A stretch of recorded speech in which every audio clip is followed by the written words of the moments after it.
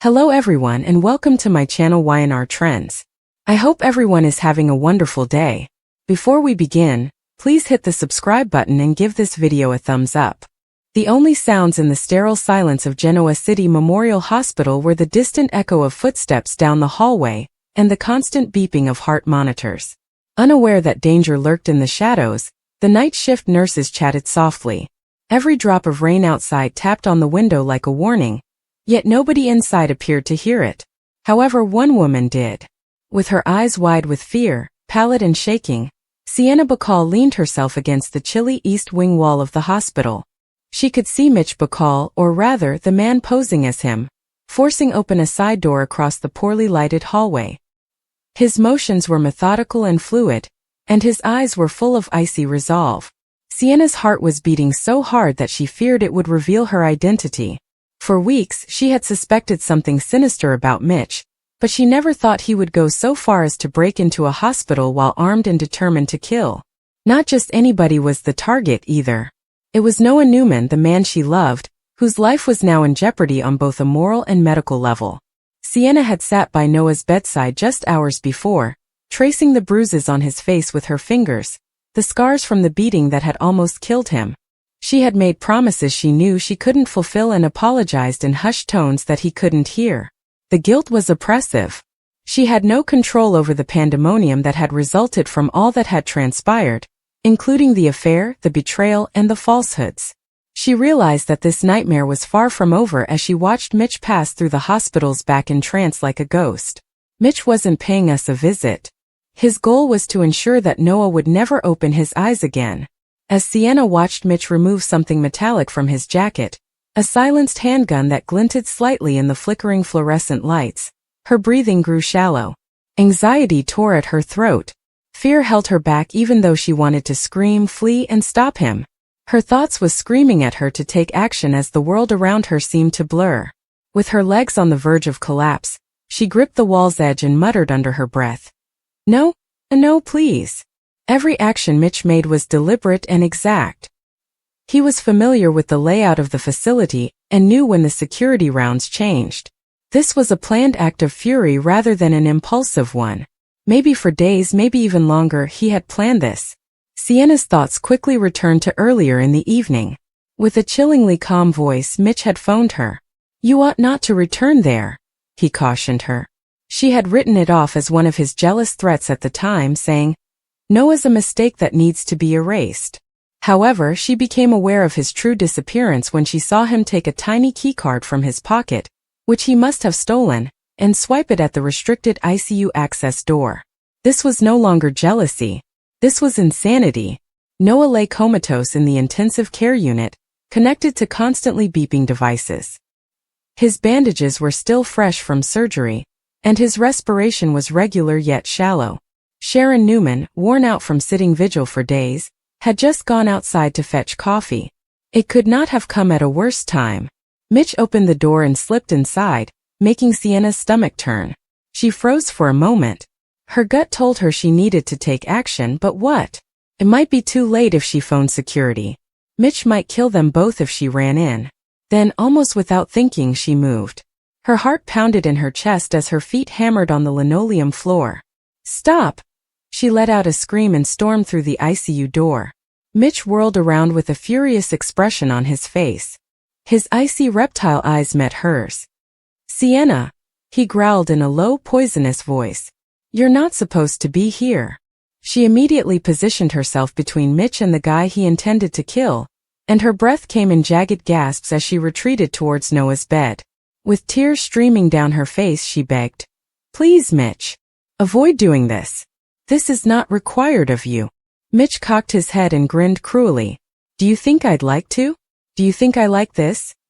His grip on the rifle remained steady despite a little trembling in his hand. "Sienna, you created this mess. You were enamored with him.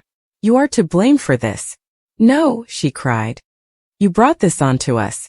You tricked me and lied. You're not even Mitch, are you?" Before she could stop herself, the words tumbled out. The room was still for a while, a perilous, oppressive silence that made every instant seem to last forever. Mitch's mask slipped and his face darkened. He snarled, You have no idea what you're talking about. However, she did. Sienna had secretly started to piece together the reality that the man posing as Mitch Bacall might not be who he claimed to be. Under inexplicable reasons, the real Mitch, the one she had known, had disappeared. This man was different. He was harsher and colder. There were mysteries in his eyes that she was unable to understand. The quiet was broken by Sienna's shaky voice. You will never be able to get away with killing him. They'll track you down. Look for me. He laughed bitterly in response. They have no idea who I am. Mitch leaped forward and caught her by the arm before she could respond. She felt the gun against her rib cage. Sienna, you'll make this simple. You will leave this place and forget what you've seen. Tears were running down her face as she gave a strong shake of her head. I am unable to. I adore him. Raw, desperate, and genuine, the confession slipped out. Mitch clenched his jaw. So you pass away alongside him. All of this occurred simultaneously. With a scream, Sienna wriggled free of his hold. The silent shot was deafening to her ears but hardly heard when the gun went off. The gunshot struck the wall behind her, just missing her. Anarchy broke out. Nurses raced to the ICU as alarms went off. Mitch's plan was quickly falling apart, and his face was contorted with rage. With the rifle up, prepared to put a stop to it permanently, he dashed back towards Noah's bed. However, Sienna was no longer frozen. She moved forward and grabbed his arm as adrenaline shot through her veins. The revolver slipped from his grasp and skidded across the floor as the two engaged in a furious battle. With a loud bang, the heart monitor fell to the ground after Mitch gave her a forceful shove. The sound attracted attention from the hallway, where footfall were pounding closer and security guards were yelling. Realizing he was running out of time, Mitch turned to face the window. He glared down at Noah one final time and growled, I should have done this days ago. He is undeserving of life. Sienna grabbed a metal dish and slammed it on his shoulder before he could reach for the weapon once more. She was able to kick the gun beneath Noah's bed when it flew again. You're not making contact with him. She let out a scream, her vision clouded by angry tears. A grimace distorted Mitch's face. You believe you can prevent me? You are unaware of what you have done. The door suddenly sprang open. Shouting orders, hospital security barged in. Mitch whirled, his gaze flitting between Sienna and the guards. Then he ran towards the window and smashed it open in one quick stroke. As he climbed onto the ledge, wind and rain howled into the chamber. Sienna briefly feared he may shoot once more, but instead he turned to face her and grinned menacingly. Before jumping out into the storm, he remarked, You can't protect him forever. Mitch had vanished, engulfed by the darkness, while the guards hurried to the window and shouted into their radios. Sienna collapsed to her knees next to Noah's bed, her body quivering violently. Alarms were going off, glass was all over the place, and there was a lingering gunpowder smell. However, Noah managed to survive. Just barely. A few moments later, Sharon stormed into the room, dropping her coffee cup as she surveyed the sight. Oh my God, what took place? She sobbed. Sienna's voice was hardly audible. He attempted to murder him. The facility was placed into lockdown in a matter of minutes. Police flooded the premises, gathering evidence, taking statements, and searched every hallway for the enigmatic burglar, who had managed to get past every guard and camera. However, Sienna was aware that Mitch had not vanished. He would return. He did it every time. Sienna sat next to Noah's bed as the turmoil subsided, her hand shaking as she took his. His chest rose and fell feebly, and his face was pale. Her voice broke as she murmured, You're safe now. I promise not to let him harm you once more. However, a part of her realized it was a lie even as she spoke. Mitch was more than just a disdained lover or envious ex. He was something much worse, a man without a real identity who could disappear and then resurface like a ghost. The assault on the hospital was only the start. The rain eventually stopped a few hours later when dawn broke over Genoa City. In the dawn light, the police tape surrounding the hospital gleamed.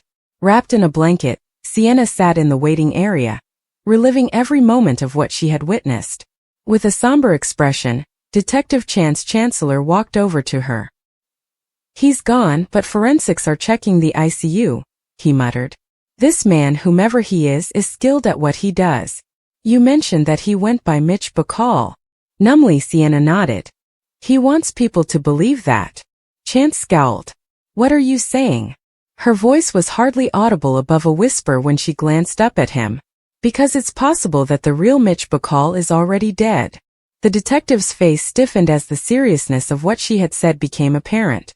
Unaware that a murderer was still at large, the city sprang to life outside. Noah's monitors at the hospital kept beeping softly, recording each weak heartbeat, serving as a constant reminder that his life was in jeopardy, and that the woman who loved him had just waged war to keep him alive.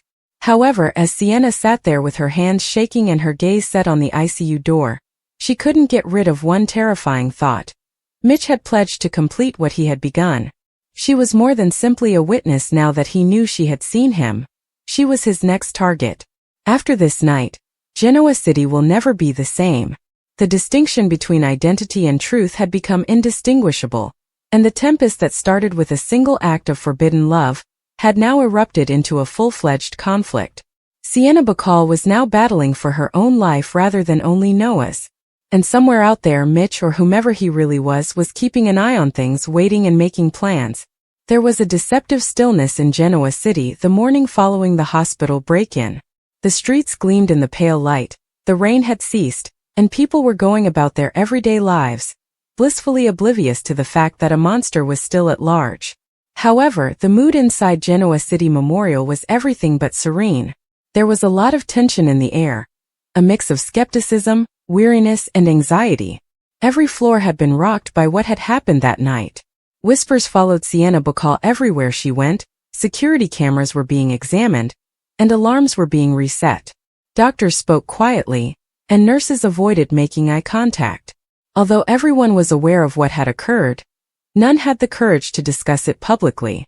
The man who attempted to kill Noah Newman in his hospital bed was still at large. Wrapped under a small blanket, Sienna sat in the waiting area. Her nose was burnt by the subtle antiseptic smell, but she hardly noticed.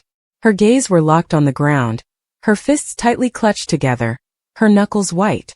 She had not slept. Every time she closed her eyes she saw him.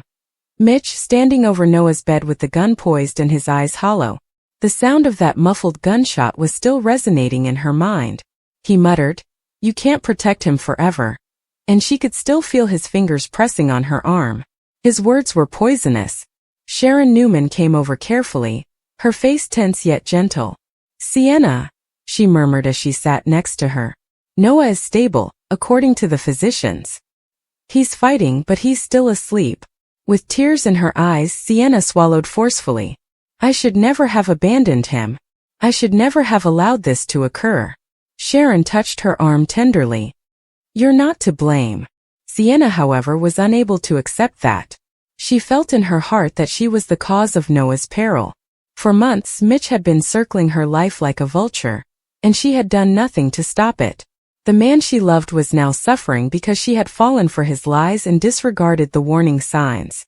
With his notepad in hand and his badge sparkling under the fluorescent lights, Detective Chance Chancellor walked into the waiting area. Concern cast a cloud over his normally composed manner. He continued softly, "Sienna, I need to ask you a few more questions. We've watched the hospital video. Just prior to the assault, the cameras at the ICU hallway and east door were tampered with and cleanly cut. The perpetrator was well versed in the security system." Sienna gave a little nod, her thoughts racing. She said, "He must have planned it." Chance knelt before her. "You stated last night that you don't think this individual is indeed Mitch Bacall. Could you elaborate on that?" Her mouth quivered. "Yes, the real Mitch, the man I knew, was domineering, but he wasn't like this. He was not a murderer. After he vanished for several months last year, something changed. He was different when he returned. His eyes, his voice, his mannerisms, and even his recollections were all incorrect. He spoke incoherently, things that the actual Mitch would never have known." Chance furrowed his brow. "You're suggesting that his identity might have been stolen?" With a scarcely audible whisper, Sienna looked up. "I'm stating that I don't believe Mitch Bacall is still alive." There was silence in the room. Even Sharon froze, her face becoming serious. Chance inhaled deeply and made a note of something. "All right," he responded cautiously. We'll start a follow-up investigation to find out who Mitch Bacall is. We must find out who is mimicking him and why, if there is any possibility. With a taut chest, Sienna nodded. Although she was unsure of where to start, she was certain that the man who had broken into the hospital wasn't only after Noah. He was pursuing her. Sienna slipped back into Noah's room that night after being interrogated for hours and signing countless reports. The machines hummed softly and the lights were low. She took his hand in hers and sat next to his bed. Beneath her fingertips, his heartbeat was steady despite his chilly skin. She murmured again, "You're safe now." But her words seemed hollow. "I'll keep him away from you forever." A folded piece of paper on the bedside table caught her attention while she was speaking. It wasn't there before. As she lifted it up, her heart stopped. She recognized the handwriting right away, even though the paper was wet and the ink was a little smudged. "Mitch's," it said. "You believe you've saved him, yet all you've done is postpone the inevitable. Sienna, you have to tell me the truth or he will actually die." Her stomach fell. How could he have gotten this in here? Was he still in the hospital? She ran to the corridor and called for security as panic shot through her veins. However, by the time they got there, the security footage was inconclusive and the hallways were deserted. Mitch had disappeared like vapor once more. Back at the Genoa City Police Department, Chance was sitting at his desk going over forensic reports and case files. Every lead seems to come to a standstill. No official record matched the fingerprints discovered in the intensive care unit. No database contained the bloodstain discovered next to the damaged glass. This man, whomever he was, had utterly erased himself.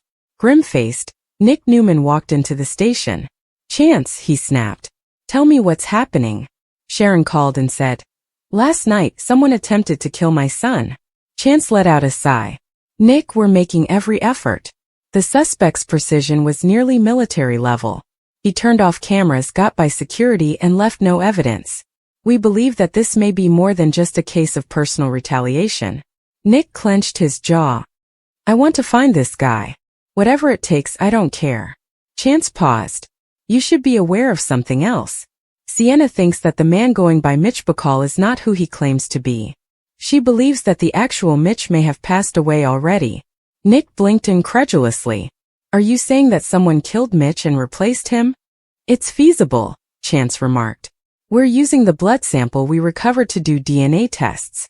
We'll be certain if the outcomes don't match Mitch's records."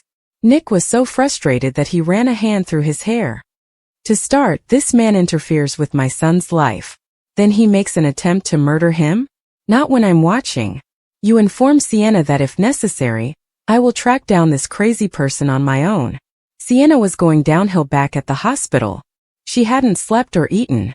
She flinched with every sound. Even though the note was now secured in an evidence bag, its contents kept coming back to her. "Sienna, you owe me the truth." What is the truth? What would he be trying to say? Before the accident, she believed she had already told Noah everything. However, she had kept something from everyone. Unbeknownst to everyone, there was a secret that bound her to Mitch. Even when she first met Mitch in Los Angeles years ago, he wasn't the man he claimed to be. He worked as a private investigator and went by a different identity, Eli Turner. Before he mysteriously disappeared one night, they had a brief, passionate romance. When he reappeared as Mitch Bacall months later, she was taken aback yet captivated once more. He asserted that his identification had been altered for his personal safety, and that he had been under witness protection. However, his lies eventually came to light. She was stuck by the time she discovered the extent of his deceit. It's possible that the truth he sought was related to something much darker than an affair. Whispers about names, transactions, and even pilfered documents have been heard. Long before Noah came into the picture, Mitch, or whatever he was, had been involved in illicit activity. Whatever secret he had been keeping was now in danger of coming to light. As Sienna took her phone out of her purse, her heart raced. She flipped through her contacts until she came across one she hadn't used in years. Eli Turner's initials, E. She pressed call with shaking hands. After 2 rings, a low, recognizable voice picked up the phone. "This is not the number you should have called." Her breath caught. "Eli, Mitch is still alive. Or someone posing as him. He attempted to murder Noah." A slow, deliberate breath followed a period of stillness on the line. Listen attentively, Sienna. Mitch Bacall has passed away. I was able to identify his body. Her blood was icy. So who is he? Eli said. I don't know. However, the person using that name poses a threat. He is a part of a deep, well-organized and untouchable network that specializes in identity theft. You must leave Genoa City. Tonight, she said. I can't. Noah is present. I won't abandon him.